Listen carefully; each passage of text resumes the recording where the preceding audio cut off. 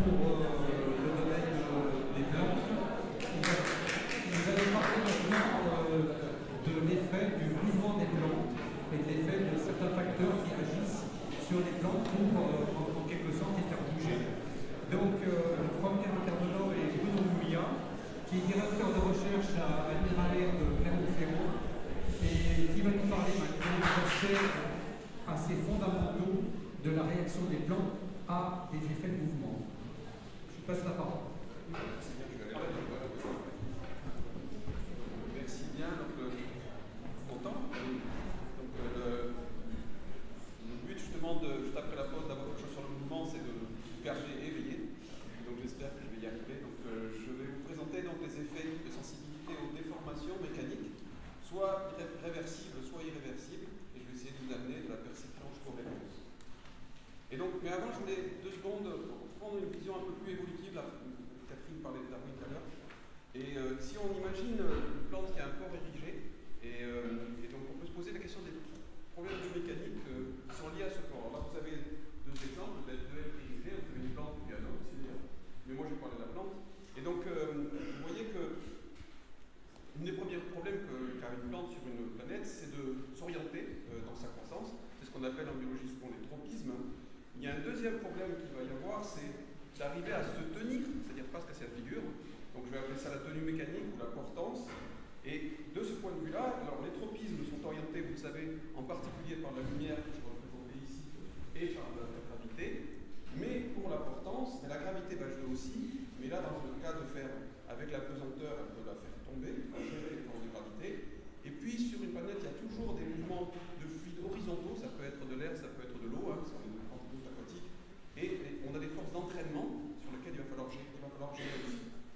Et un dernier problème qu'il y a de mécanique liée au corps, c'est en fait, et on y pense moins souvent, la stabilité, le contrôle de la stabilité de la posture de la plante. Alors, pas simplement le fait de ne casser ou de ne pas casser, mais simplement d'arriver à contrôler ça. Et alors là, j'ai un petit film qui est juste en bas, là, c'est le modèle. Là. Ici, là, voilà. Et donc là, vous avez un modèle d'une plante, donc qui est, par exemple, imaginez un bourgeon latéral qui part, il essaye de se redresser tropiquement, mais en même temps, il est en train de croître. Et tout endroit qui est courbé, vous voyez, grandit. Et donc, elle arrive sur cette plante-là, vous voyez, elle n'arrive pas à contrôler ce problème-là. Et petit à petit, vous voyez que sa croissance, malgré tout, elle n'arrive pas à aller dans le sens de la poser la gravité, elle n'arrive pas à la verticale, elle est instable, elle ne va pas arriver à pousser dans la direction qu'elle veut. Voilà. Donc, c'est ce que je vais essayer de vous présenter. Mais d'abord, je voulais juste vous continuer dans ma petite vision évolutive. Les plantes aquatiques, au départ, elles n'avaient pas ce problème en fait, parce qu'avec la portance de la poussée d'Archimède, eh bien, elles n'avaient pas besoin de problème de tenir par rapport à la gravité, ni même de s'orienter, puisque ça les amenait directement vers le haut. Donc, vous pouvez être très très flexible quand vous êtes une plante aquatique, et du coup, quand il y a un courant qui arrive, eh bien, vous vous déformez dans le courant et vous n'avez pas beaucoup de problèmes. C'est pas la question, quand on devient une plante terrestre, ça change tout. Parce que vous devez vous porter vous-même par rapport à la gravité. Donc vous devez porter la masse des feuilles, des fruits, de l'ensemble de la ramification. Vous devez aussi vous maintenir une orientation, les voies verticales, mais aussi à l'angle. Et pour ça, il a fallu faire des tiges rigides. Et sinon, la tige plante sur son propre poids, vous avez quelque chose qui n'est pas contrôlé, comme on voit sur cette image ici. Et donc, du coup, le problème, c'est que si vous avez une tige rigide, et bien en même temps, vous fournissez un bras de levier au flux latéraux, donc au vent. Donc, vous voyez par exemple deux exemples ici de plantes. Vous avez la prise au vent ici, par là, mais vous avez tout ça qui joue comme un bras de levier. Et donc le bras de levier, vous le savez, c'est une amplification mécanique, c'est quelque chose qui augmente l'efficacité d'une force. Donc vous avez ici ce petit triangle qui représente l'augmentation de l'efficacité. Plus je m'éloigne de l'endroit de la force, et donc plus j'ai de bras de levier. Et donc ce problème-là était majeur dans l'évolution des plantes terrestres. D'ailleurs, vous avez aussi un autre bras de levier qui peut jouer pour le poids maintenant. Il est dans l'autre sens, hein, c'est-à-dire puisque le poids c'est vers le bas. Et donc vous avez un bras de levier ici qui dépend de la distance à l'application du poids quand vous êtes incliné. Et donc cette amplification mécanique très forte, elle emmène aussi une augmentation du risque d'aléas mécaniques et de perce et de casse. Ces deux problèmes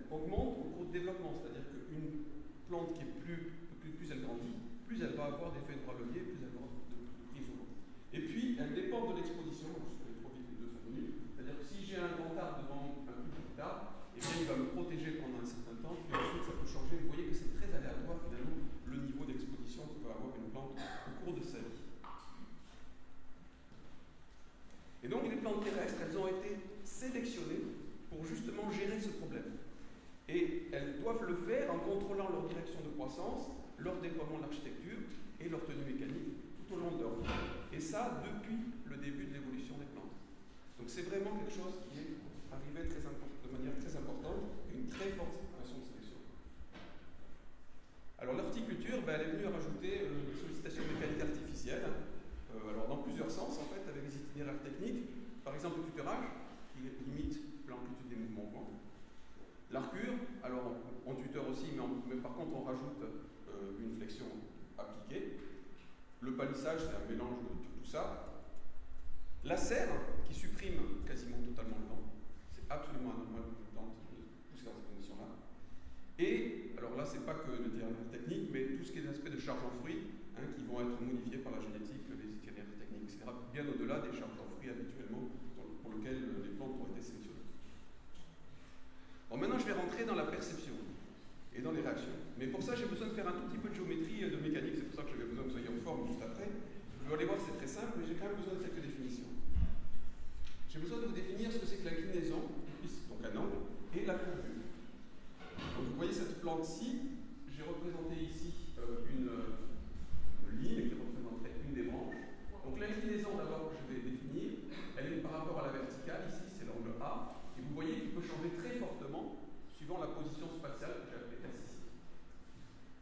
La courbure, bon, l'inclinaison en général ça ne pose pas de problème, la courbure c'est quoi? C'est le fait de changer d'inclinaison en se déplaçant, c'est-à-dire que d'ici à ici, vous voyez l'inclinaison a un peu augmenté, ici elle a beaucoup plus augmenté, et donc si je fais la différence entre ces inclinaisons divisée par la distance entre ces deux points, j'ai un taux de rotation, et ce taux de rotation me dit si c'est très courbé ou si c'est très droit. Si c'est 0, c'est que je suis droit, si c'est beaucoup, c'est que je suis très courbé. Vous voyez que là, par exemple, cette courbure augmente tout le temps, on se trompe souvent à l'œil, on n'a pas l'impression qu'ici c'est plus courbé qu'ici, mais ça l'est. Alors l'avantage de la courbure, c'est que même si vous prenez l'objet, eh bien, il n'en reste pas moins que sa courbure est bien définie.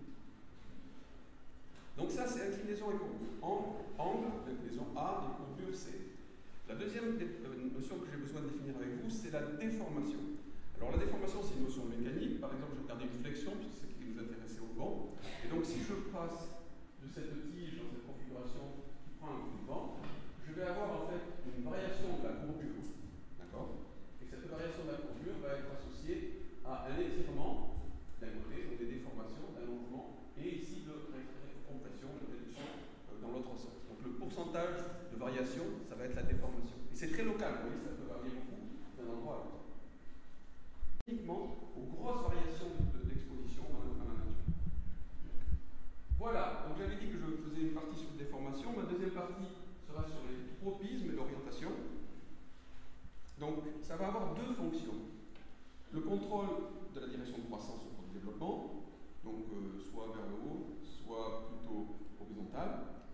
C'est les botanistes qui ont beaucoup décrit. Et puis aussi, il faut y penser, une résistance aux aléas mécaniques. C'est-à-dire que j'ai une plante qui pousse droit, d'un coup il y a un coup de vent un peu trop fort, je suis incliné, je vais rester parce que j'étais un peu déchaussé, et là il faut que je fasse quelque chose. Donc c'est l'inverse. Et ce qu'on fait, vous voyez que les plantes sont très capables de faire ça. Ça c'est une tige de blé qu'on a versée, elle va remonter très bien. Ça c'est des hêtres en Auvergne. Vous voyez qu'eux aussi ils ont été inclinés et ils ont très très bien réagi, ils sont capables de se redresser sans problème. Donc on a du mouvement. Donc, comment se fait la perception? Alors là, pour ça, une partie vous connaissez, mais peut-être pas tout. Donc, on a un système qui permet d'aller regarder en microscope in vivo. Donc, un petit bout de plus vite que d'habitude, c'est marrant ça. Et donc, du coup, on peut voir des cellules dans lesquelles il y a des petits grains, et qui sont des aminoplasmes. Et là, vous allez voir, on les a mis dans la position comme sur la tige, et maintenant, hop, on tourne l'ensemble des cellules, c'est comme si on incline la tige, et vous voyez que les grains descendent, c'est une avalanche, c'est pas du tout une sédimentation, c'est une avalanche de grains, et c'est ces grains-là qui vont permettre à la plante de percevoir l'orientation par rapport à la gravité, en tout point de son corps, tout au long. Donc, d'abord une avalanche, c'est ce qu'on appelle satellite, et ensuite un écoulement de l'angle horizontale qui prend à peu près plusieurs minutes. Donc en fait, la plante, elle va percevoir l'inclinaison, si elle dure, elle va distinguer un coup de vent, une inclinaison qui va durer plusieurs minutes et qui dit oh, là ça ne remontera pas tout seul, donc il faut faire quelque chose. Et c'est l'inclinaison qui est perçue, pas la force de gravité, gravité, et donc comme ça, elle n'a pas le problème d'être comme nous, perturbée si on a trop de vent, si elle bouge trop, hein, nous on a le mal de mer, et bien les plantes elles n'ont pas le mal de vent ou le mal de mer. Alors, la réaction, je voulais vous montrer un film, donc ça c'est un peuplier qui est dans une sphère de lumière, dans laquelle la lumière vient de partout, comme ça il n'a pas de signal. Et donc on va regarder la réponse aux inclinaisons par rapport à la gravité. Donc vous voyez dès le début, la partie en croissance primaire, elle s'est redressée, mais vous voyez qu'ensuite, même la partie plus basse, qui était boisée, va aussi faire un mouvement vers en haut. Donc vous avez une motricité qui est répartie aussi sur tout l'ensemble du corps de la plante. C'était clair parce que c'est pas clair, c'est beaucoup plus vite que d'habitude, mais il filme. Ah, ça recommence. Donc d'abord la partie primaire, c'est pas volontaire, mais. Et ensuite, donc ça va très vite en une journée à peu près, et là on va, ça dure à peu près un mois, et on va avoir donc une dizaine de jours, et là vous avez la partie secondaire, donc qui était vraiment en croissance cambiale avec une boîte qui réagit aussi. Alors comment ça marche? Eh bien, je vous ai parlé de cet état de site dans lequel il y a une avalanche. Quand on incline, ça active des transporteurs de oxyde qui vont transporter l'oxyde latéralement, et aussi grâce à des protéines particulières, des satellites qui s'appellent lazy. Et ça va permettre de percevoir donc l'inclinaison au degré près. Ensuite, ce transport va faire, donc les cellules satocytes sont rangées là partout, tout le long du corps, et donc ça va transporter l'oxyde, et ça va faire une transmission de la perception du signal, qui va permettre ensuite une activation de moteur parce que ça fait du mouvement, et que ça consomme de l'énergie. Et donc ces moteurs sont d'une part l'élongation différentielle, quelqu'un en a parlé déjà avant moi, ça c'est pour la partie en croissance primaire, et la formation de voies de tension, que vous voyez ici, qui est le mécanisme qui permet aux parties lumineuses en se retractant plus fort, de se réorienter. Donc vous avez cette boucle-là qui va être mise en place sur l'ensemble de la porte. Alors est-ce que c'est suffisant? Et c'est ma dernière partie. Eh bien, en fait, non. Parce que là, j'ai fait un modèle dans lequel j'ai mis, ben oui, tu perçois la gravité partout, tu es incliné, et vas-y, réponds, donc tu as tes moteurs, réponds et vois ce que ça donne. Si vous pouvez regarder. Donc au début, ça a l'air pas mal, ça se redresse, mais ensuite, ça oscille, et ça oscille, et ça oscille tout le temps. C'est pas stable, c'est instable. Donc en fait, ce qui est marqué dans les livres, dans tous les livres encore, comme quoi on peut faire du gravitropisme en percevant l'orientation par la gravité, ça ne marche pas, parce que vous ne pouvez pas trouver une orientation définie. Et donc ça nous a amené à la perception, à la dernière perception dont je vais vous parler, c'est la perception des courbures. Et des courbures pendant le mouvement. Donc la perception du contrôle du mouvement. Alors, je vais expliquer à l'envers, je vais plutôt vous expliquer le mécanisme d'abord et je vous montrerai après les conséquences. Donc à côté des satocytes qui perçoivent l'inclinaison, il y a d'autres cellules qui sont en fait des petites fibres dans lesquelles il y a des grands câbles d'actinomyosine.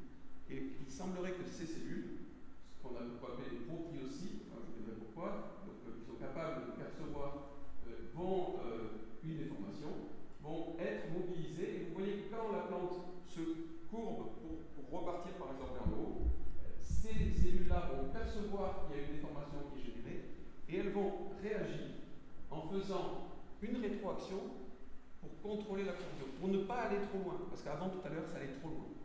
Et donc vous avez quelque chose qui est en feedback qui permet de stabiliser et d'éviter d'osciller tout le temps.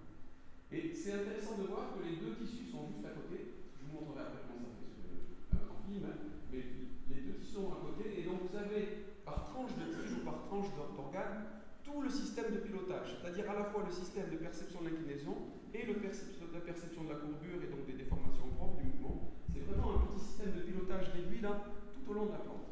C'est magnifiquement fait. Alors, je vais illustrer comment ça marche.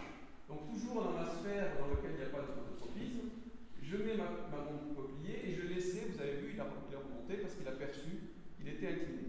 Et puis à un moment donné, j'active, je le mets en rotation. Et la logique de le mettre en rotation, c'est qu'en fait, les petites cellules dans lesquelles il y a les grains d'amidon, je vais les mettre en suspension. Et donc du coup, il ne saura plus où est le haut et le bas. Et donc j'aurai suspendu aussi sa capacité de percevoir la gravité. C'est clair ça? C'est-à-dire qu'elle ne sait plus où est le haut et le bas. Et donc maintenant, ce qui se passe, c'est donc là, elle était en train de monter vers le haut, Et là, on active la rotation. Donc maintenant, la plante devant vous, elle fait en rotation. Vous ne voyez pas, parce que vous voyez toujours. Vous voyez ce qu'elle fait? Elle se réaligne sur elle-même. N'oubliez pas, elle est en train de tourner tout le temps. Il n'y a plus de ouais dedans, mais elle se réaligne sur elle-même. Et donc, c'est ce qu'on a appelé. Je voulais montrer une coupe aussi, excusez-moi. Si vous prenez une coupe dans le bois, vous avez le bois de tension ici en haut qui permettait d'aller vers le haut sur cette partie-là avant qu'on active le thermostat. Et dès qu'on a désensibilisé à la gravité, vous voyez qu'il y a eu un autre bois de l'autre côté pour se remettre bien droit.